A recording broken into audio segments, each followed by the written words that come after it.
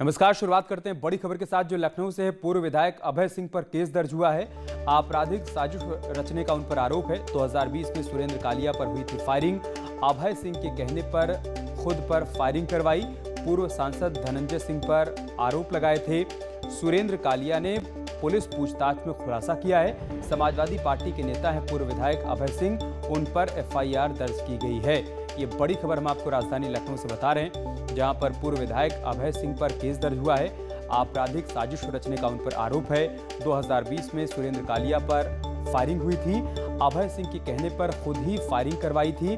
पूर्व सांसद धनंजय सिंह पर आरोप लगाए थे। सुरेंद्र कालिया ने पुलिस पूछताछ में इन तमाम बातों का खुलासा किया है। समाजवादी पार्टी के नेता हैं पूर्व विधायक अभय सिंह, अब उन पर केस दर्ज किया गया है। और लखनऊ से हमारे सहयोगी ऋषभ मणि हमारे साथ जुड़ चुके हैं। ऋषभ, क्या जानकारी इस खबर के बारे में?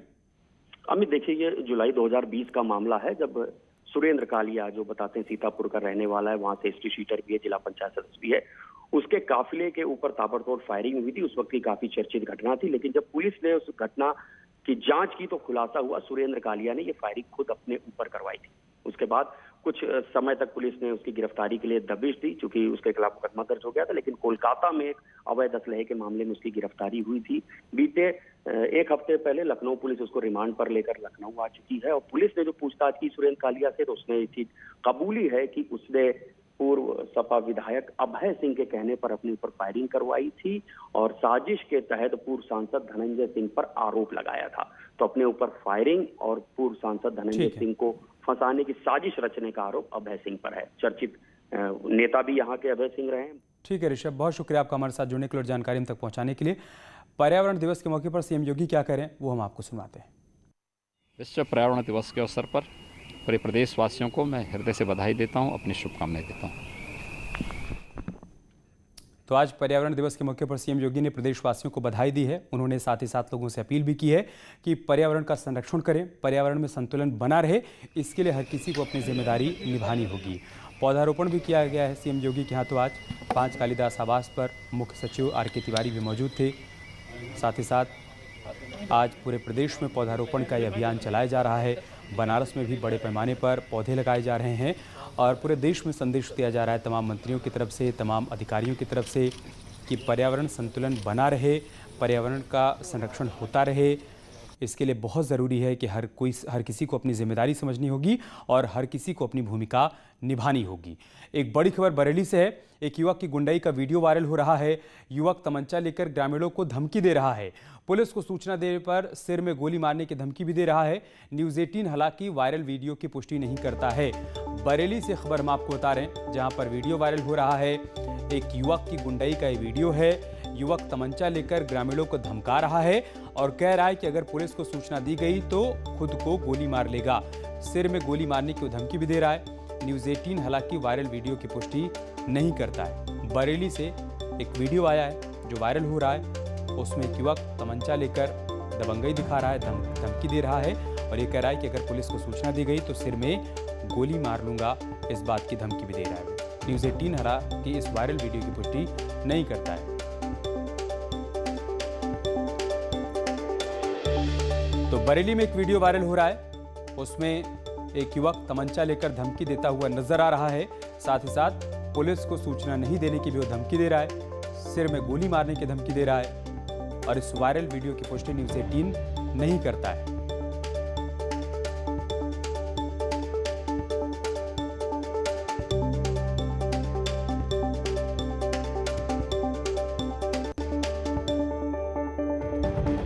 ये वीडियो आप देख रहे हैं जो बरेली का है। इस शख्स के हाथ में तमंचा है जो कि धमकी दे रहा है, तमंचा लहरा रहा है और पुलिस को सूचना देने पर सिर में गोली मारने की धमकी दे रहा है।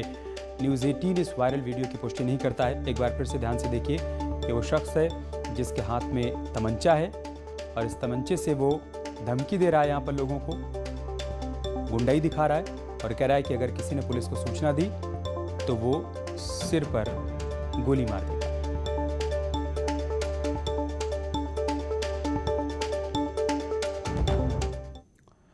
बुंदेलखंड के महोबा से खबर है जो कि चौंकाने वाली है। यहाँ पर दबंगों पर गंभीर आरोप लगे हैं। बताया जा रहा है कि पंचायत भवन में गांव के विकास के लिए बैठक हो रही थी, तभी दबंगों ने एक महिला प्रधान को कुर्सी से नीचे बिठा दिया और साथ ही उसे जाति सूचक शब्द भी कहे। मामले की गंभीरता को देखते हुए पुलिस ने एक आरोपी को गिरफ्तार कर जेल भेज दिया है और साथ ही फरार आरोपियों की तलाश की जा रही है।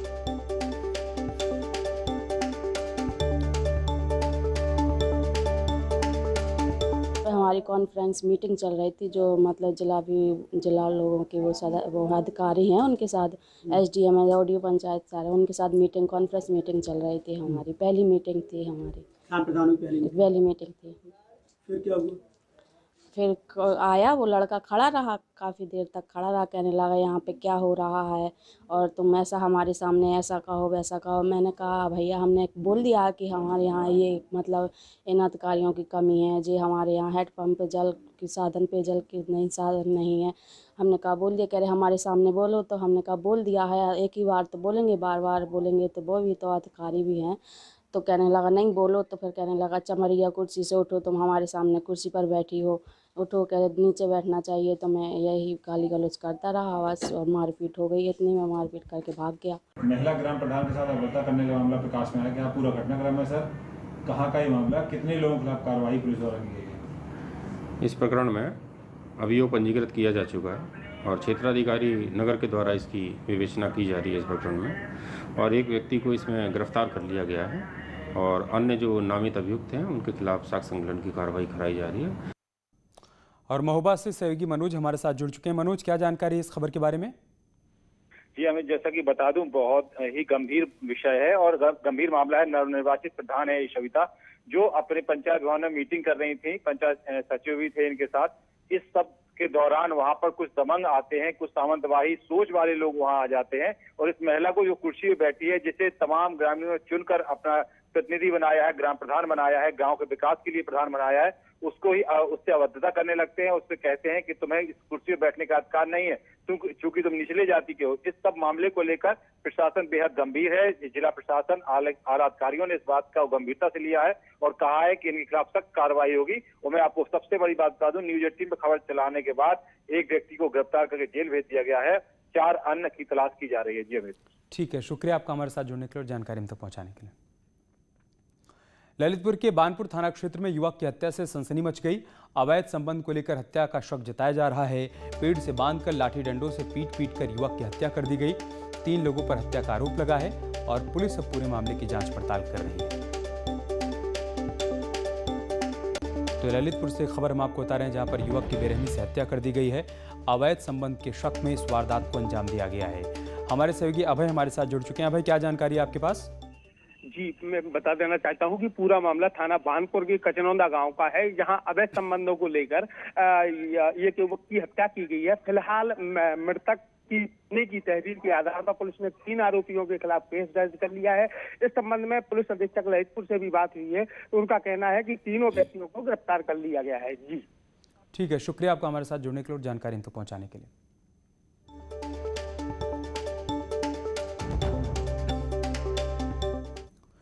कुशीनगर में तरिया सुजान एसएचओ और शराब माफियाओं के बीच बातचीत का ऑडियो वायरल हो रहा है। वायरल ऑडियो में पुलिस और शराब माफियाओं का गठजोड़ साफ तौर पर समझ आ रहा है। न्यूज 18 इस वायरल ऑडियो की पुष्टि नहीं करता है, लेकिन आप खुद सुनिए क्या बातचीत हो रही है।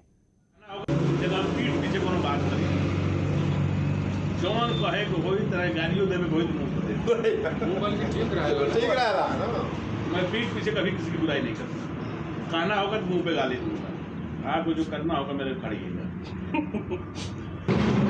वो नहीं है दारू वाला जो हमें पैसा ना देता, मैं खुल के बता रहा हूँ। लेकिन इन लोगों से कुछ मैं कहता हूँ कि 15-15 दिन तो कहीं कहीं नया बैंक आदमी ने पढ़ लिया। आप खुद कहले पैदल जब मोटा के जाता बताइए कितना तारे 5 लाख और दे दे हमारे 20,000, तो 20 में दाएं बाएं कभी काल मार दिया करो। इससे ये देखो वो अपन काम बंद ना करिए ना। जैसे ना यहाँ बालू बंद हुई और ना यहाँ दारू बंद हो गया। और हमारे सहयोगी अशोक इस वक्त हमारे साथ जुड़ चुके हैं। अशोक, इस ऑडियो के बारे में क्या जानकारी है आपके पास? जी, इस ऑडियो के बारे में जो जानकारी मिली है वो कुछ दिन पहले का ऑडियो है, जो बहादुरपुर पुलिस चौकी पे बैठ के बातचीत की गई है। इसमें बाकायदे शराब माफिया और पुलिस का गठजोड़ सामने आया है। आपको बताते चले, बिहार में शराबबंदी के बाद तरैया सुजान का थाना और बहादुर पुलिस चौकी काफी चर्चा में है। हालांकि समय समय पर कुछ धरपकड़ होती है, कुछ शराब माफिया भी पकड़े जाते हैं, शराब बरामद भी होती है, लेकिन जिस तरीके से ये ऑडियो वायरल हुआ है उस तरीके से ये कहा जा सकता है कि जो पुलिसिया कार्रवाई होती है वो कहीं न कहीं कोरम पूर्ति होती है।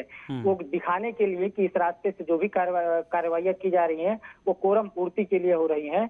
तो ये एक बहुत बड़ा मामला है, जिसमें अगर जांच की जाए तो बहुत ऐसे नाम है जो सामने आ सकते हैं, जो बाकायदा शराब माफियाओं से मिल करके यूपी से बिहार में शराब की तस्करी कराते हैं। आपको बताते चलें कि बिहार में भी शराब की बरामदगी बहुत होती रहती है। तो एक बड़ा सवाल यह है कि अगर यूपी में ही से शराब नहीं जाएगी तो बिहार में जो निकटवर्ती जिला है गोपालगंज है, बेलथरी चेक पोस्ट है, जहां बिहार पुलिस चेकिंग करती है, उस चेक पोस्ट में हर चौथे पांचवें दिन जरूर बिहार में शराब की बरामदगी होती है। तो एक बड़ा सवाल यह भी कि अगर यूपी से बिहार में शराब नहीं जाती तो बिहार में उन शराब की बरामदगी कैसे होती। तो ये जो ऑडियो आया है वो कहीं ना कहीं इस बात का खुलासा हो रहा है कि जो शराब की तस्करी हो रही है उसमें कहीं ना कहीं यूपी पुलिस का हाथ है। ठीक है अशोक, बहुत शुक्रिया आपका हमारे साथ जुड़ने के लिए और जानकारी हम तक पहुंचाने के लिए। और बात करते हैं यूपी की कोरोना रिपोर्ट की, तो यूपी में 24 घंटे में सिर्फ 1000 नए केस सामने आए हैं। यूपी में कुल 19,431 एक्टिव केस हैं। यूपी में ट्रेस, टेस्ट और ट्रीट फार्मूले का कमाल दिखाई दे रहा है। लगातार कोरोना के केस कम हो रहे हैं। यूपी में रिकवरी रेट 97.6% पहुंच गया है। तो सिर्फ 1000 नए केस आए हैं उत्तर प्रदेश में। सरकार जिस तरीके से एक्टिव हुई है, खुद मुख्यमंत्री योगी आदित्यनाथ अलग अलग जिलों का दौरा करने के बाद पूरे हालात की समीक्षा कर रहे थे, उसका असर भी दिख रहा है।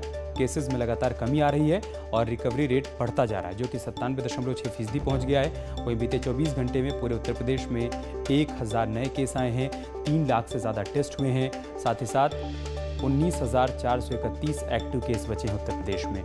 लखनऊ से हमारे सहयोगी अजीत इस वक्त हमारे साथ जुड़ चुके हैं। अजीत, आपके पास क्या जानकारी, क्या अपडेट है? देखिए, बिल्कुल उत्तर प्रदेश में योगी आदित्यनाथ जो उत्तर प्रदेश के सीएम हैं, उनका TTT का फार्मूला काफ़ी सक्सेस दिखाई दे रहा है और सीधे तौर पर ट्रीट, ट्रेस, टेस्ट और ट्रीटमेंट उसका असर दिखाई दे रहा है। 24 घंटे में मात्र 1000 केस पूरे यूपी में आए हैं, जिसको लेकर मुख्यमंत्री ने खुद आज कहा, जब वो संबोधन कर रहे थे, कि बहुत सारे लोग कह रहे थे कि 15 मई के बाद उत्तर प्रदेश में 1 लाख केसेज आएंगे, लेकिन हमने इसको कंट्रोल कर लिया। चाहे पीकू वार्ड की बात हो, जो इसके अलावा जो दूसरी वेब पे कंट्रोल की बात हो, लगातार उन्होंने पूरे यूपी का लगभग दौरा कर लिया और उन्होंने ग्राउंड जीरो पर रिपोर्ट ली। उसका असर अब देखने को मिल रहा है हमें सीधे तौर पर, क्योंकि 97.6% रिकवरी रेट हो गया और जो पॉजिटिविटी रेट है वो 0.3% है, यानी बिल्कुल अपने अंतिम सीमा पर है समाप्त होने के। तो मुख्यमंत्री इस बात को लेकर काफ़ी आश्वस्त हैं और इसीलिए जो आज भी 2 जिले हैं, जो बरेली समेत 2 जिले, वहाँ जो आंशिक कोरोना कर्फ्यू था उससे छूट दी गई, यानी अब उत्तर प्रदेश में 67 जिले जो हैं वो इस छूट में शामिल हुए हैं, जहां सुबह 7 से शाम 7 तक छूट रहेगी। नाइट कर्फ्यू और वीकेंड कर्फ्यू ये जारी रहेगा। तो कहीं ना कहीं मुख्यमंत्री ने जिस तरह ग्राउंड जीरो पर काम किया, खुद पॉजिटिव थे, उसके बाद लगातार वीडियो कॉन्फ्रेंसिंग की, जैसे ही रिपोर्ट निगेटिव आई, पूरे यूपी का दौरा उन्होंने 2 सप्ताह में कर लिया। तो उसका असर आपको अमित अब दिखाई दे रहा है। और अब उत्तर प्रदेश में 24 घंटे में मात्र 1000 केस आए हैं, जो एक पॉजिटिव साइन है, एक बड़ा अच्छा संकेत है कि उत्तर प्रदेश अपनी स्थिति सुधार लिया और पूरी तरह से कंट्रोल हो गया और तीसरे वेव की तैयारी भी कर ली गई है। क्योंकि आज जब मुख्यमंत्री गोरखपुर जाएंगे और तो वहाँ 200 बेड के हॉस्पिटल का पीकू वार्ड का उसका उद्घाटन करेंगे और यूपी के सभी मेडिकल कॉलेजों की बात करिए, जिला अस्पताल की बात करिए, हमें सब जगह उन्होंने बच्चों के लिए वार्ड तैयार कर दिया है। तो ये एक तीसरी लहर की आशंका को देखते हुए तमाम तैयारियां पहले ही पूरी कर ली गई हैं। जीत, बहुत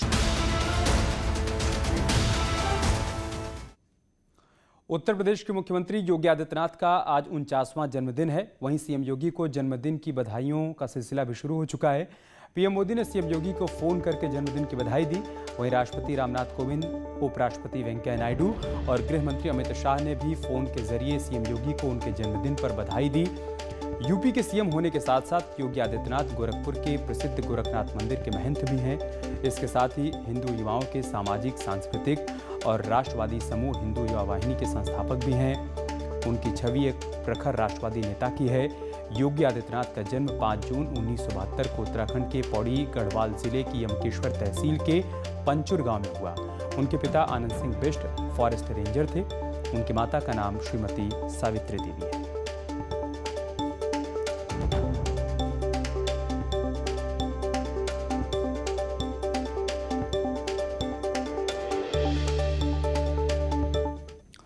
यमकेश्वर की पहाड़ियों की पगडंडियों से निकले उत्तर प्रदेश के सीएम योगी आदित्यनाथ का गहरा संबंध उत्तराखंड से है, क्योंकि उत्तराखंड में ही योगी आदित्यनाथ का जन्म हुआ था। अपने गृह क्षेत्र में, शिक्षा के क्षेत्र में उनके योगदान को लेकर आज भी लोग उनका आभार जताते हैं। रिपोर्ट देखिए।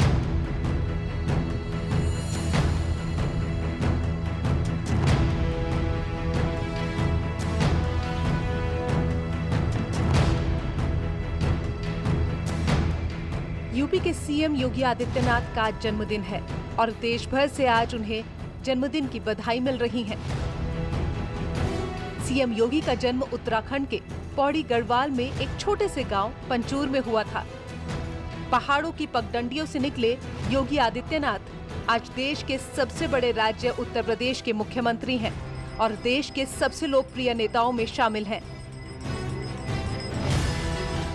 योगी आदित्यनाथ ने अपने गृह क्षेत्र में, शिक्षा के क्षेत्र में महत्वपूर्ण कार्य किया है।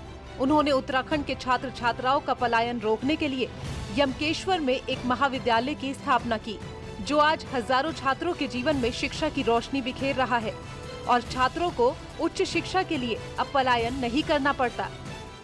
यमकेश्वर का दूरस्थ जो क्षेत्र की जो बालिकाएं थी वो शिक्षा लेने के लिए ऋषिकेश तक नहीं पहुंच पाती थी। उत्तराखंड से आप संबंध रखते हैं, इसलिए विशेष रूप से आपको हार्दिक शुभकामनाएं। ईश्वर आपको दीर्घायु रखे। स्थानीय लोगों ने योगी आदित्यनाथ के द्वारा शिक्षा के क्षेत्र में किए गए कार्यों के लिए उन्हें धन्यवाद दिया है और साथ ही आभार भी जताया है। लोगों का कहना है कि शिक्षा के क्षेत्र में उनका योगदान अमूल्य है और राज्य सरकार से भी हमको जो सुविधाएं होती है शिक्षा के क्षेत्र में, उच्च शिक्षा के क्षेत्र में, वो हमको लाभ मिलेगा। और सबसे बड़ी बात ये है कि इस क्षेत्र में योगी जी ने उच्च शिक्षा के संबंध में जो बीज बोया वो अमर रहेगा। योगी आदित्यनाथ को हिंदुत्व की राजनीति का चेहरा माना जाता है। यूपी की राजनीति में उनके योगदान और महत्व को लेकर उत्तराखंड के लोग भी उन पर गर्व करते हैं। उत्तराखंड के यमकेश्वर ब्लॉक से निकलकर योगी आदित्यनाथ ने उत्तर प्रदेश की कमान को संभाला है। अब दूसरा इलेक्शन भी उनके नेतृत्व में लड़ा जा रहा है। ऐसे में योगी जी का आज जन्मदिन है। यमकेश्वर के बिथाणी गांव में योगी जी ने बालिका शिक्षा के लिए एक डिग्री कॉलेज की स्थापना की है, जो शिक्षा के अलग को जगाया जा रहा है। यमकेश्वर ब्लॉक से आशीष डोभाल, न्यूज़ 18।